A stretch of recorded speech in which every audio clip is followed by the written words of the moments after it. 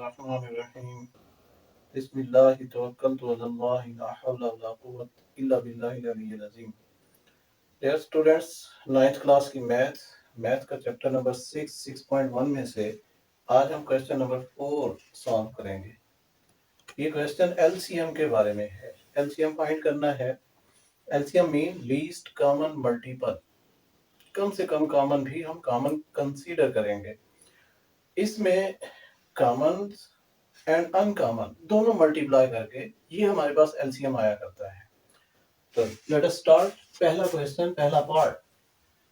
इस क्वेश्चन के दो पार्ट हैं। पहला पार्ट मैंने लिखा है 39x⁷ y³ एंड z। ऐसा क्वेश्चन इसका पार्ट 1 क्वेश्चन 1 में भी है, तो सेम पार्ट है, लेकिन यहाँ पर हमने एलसीएम फाइंड करना है। थोड़ा सा कंसेप्ट क्लियर होंगे आपके जब हम इसे सॉल्व करेंगे। 39x⁷y3z इज इक्वल, मैंने इसके फैक्टर बना लिए 39 के।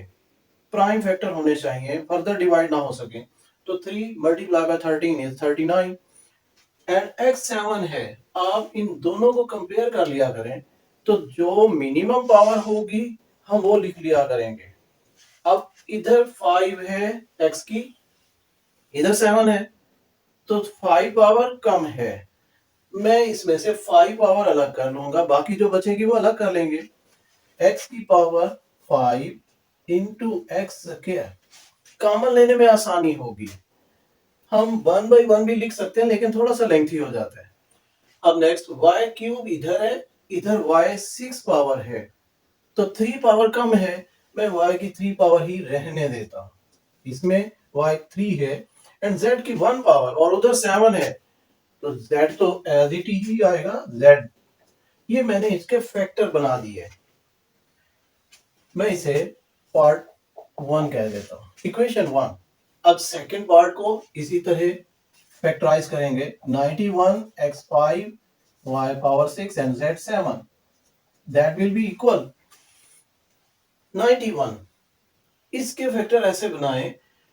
एक तो ये चीज ध्यान में रखा करें, हम एलसीएम फाइंड कर रहे हैं, तो एलसीएम में कॉमन्स तो होंगे।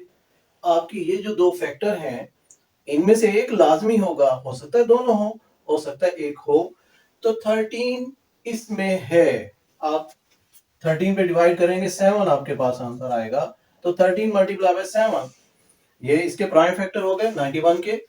अब x की पावर 5 एज इट, y6 दोनों में से जो कम था हमने वो कॉमन में लिख देना है, वो लिखेंगे। अब y की 3 पावर दोनों में से कम थी, तो ये 6 है, मैं इसको y की 3 पावर और फिर बाकी बच भी y की 3 गई, तो वो भी साथ लिख दिया।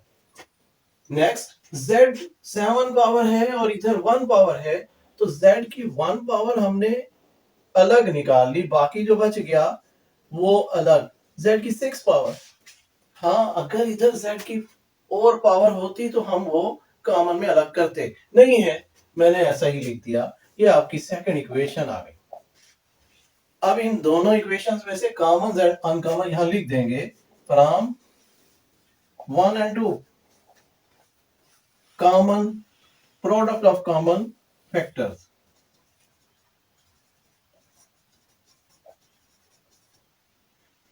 Product of common factors is equal. अब दोनों में कॉमन देखें कौन से हैं। ये जो आदाद हैं कोफिशिएंट्स, इसमें 13 है, दोनों में कॉमन है, और x की पावर 5 दोनों में कॉमन है, y की 3 पावर दोनों में कॉमन, और z की 1 पावर ये दोनों में कॉमन है। ये हमारे पास कॉमन फैक्टर्स आ गए। इसी तरह product of uncommon factors, that will be equal. अब अनकॉमन में जो अदर देन कॉमन्स थे वो सारे अनकॉमन है, वो लिख लेंगे। 3 कॉमन में नहीं था, 7 कॉमन में नहीं है, x5 कॉमन में आ चुका, x स्क्वायर कॉमन में नहीं है, y3 कॉमन में आ चुका, एक y3 अभी भी रहता है, ये कॉमन में नहीं है, एक z कॉमन में आ चुका, z की पावर 6 रह गया, ये कॉमन में नहीं है। ये हमारे पास अनकॉमन आ गए। अब LCM, LCM will be equal, पहले मैं इसका फार्मूला लिखूंगा, product of common factors and multiply product of uncommon factors that is equal. अब common factors 13 x5 y cube and z मैंने ऐसे लिख दिया एंड मल्टीप्लाई अनकॉमन इनको मल्टीप्लाई करके अगर लिखें तो 21 x square y cube z की पावर 6। अब इन्हें जस्ट सिंप्लीफाई कर ले, मल्टीप्लाई कर देंगे 13 मल्टीप्लाई बाय 21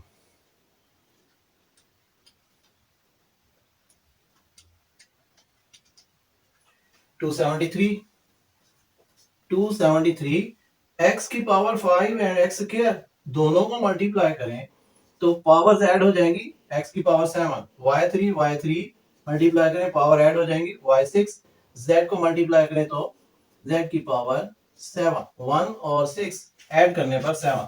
यही हमारा आंसर होगा, ये एलसीएम है इन दोनों का।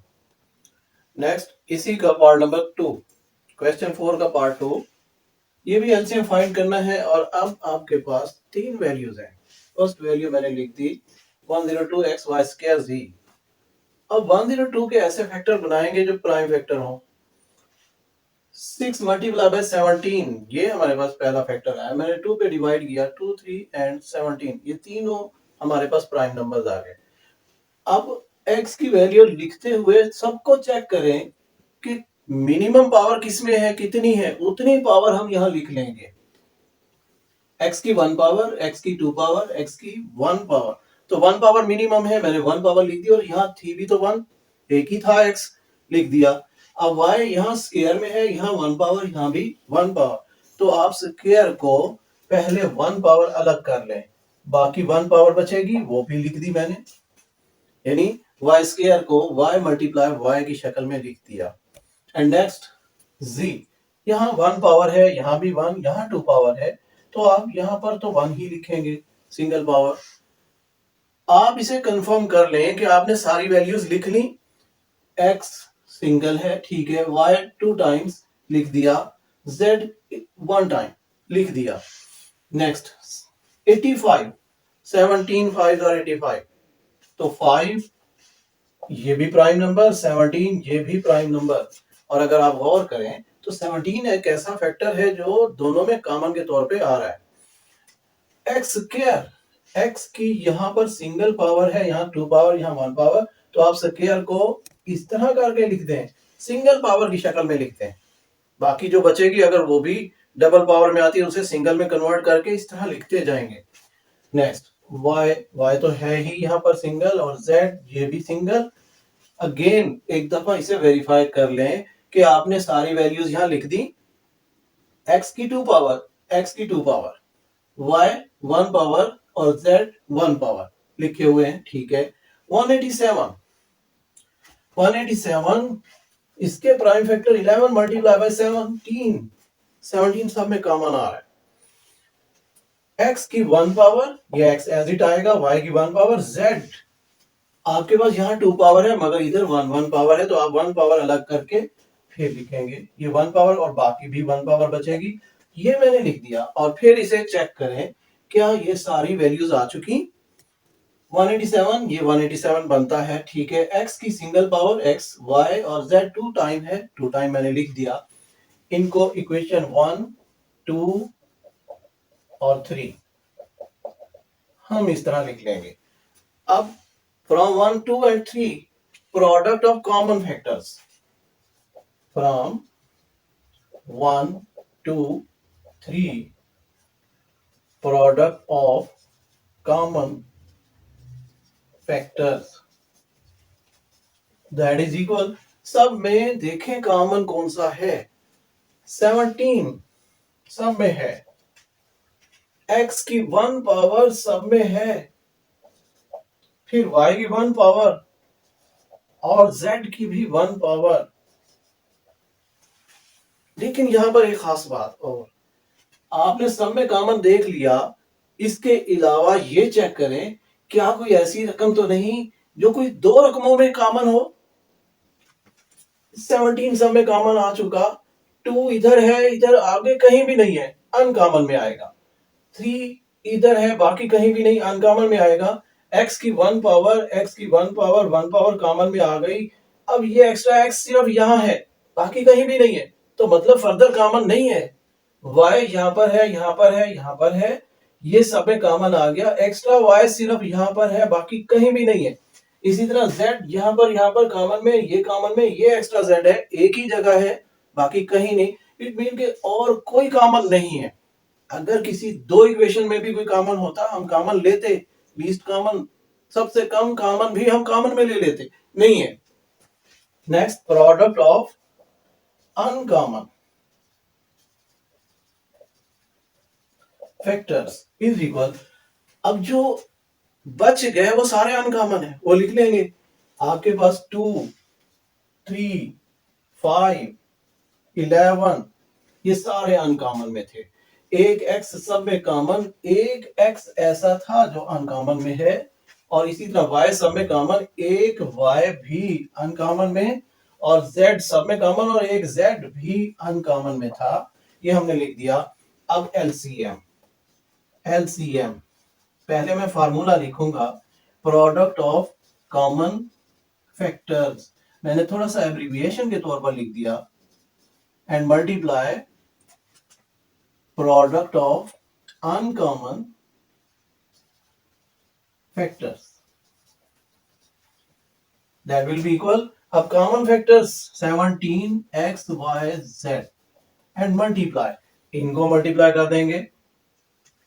3 to the 6, 6 5 the 30, 30 multiplied by 11, 330, 330 x y z, और अगेन इनको फिर मल्टीप्लाई करें, तो 330 मल्टीप्लाई बाय 17, 5610, 5610, x 2 टाइम है, x का square, y square, z square, that is LCM of these three values. ये हमारा आंसर होगा।